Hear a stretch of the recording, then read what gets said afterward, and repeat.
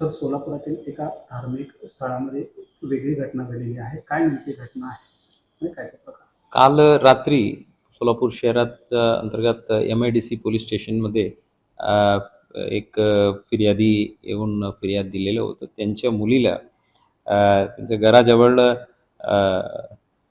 नई जिंदगी भागात एक मद्रासा जे आहे तिथं शिक्षण देणारे जे मौलाना जे आहे त्यांनी त्यांच्या मुलीला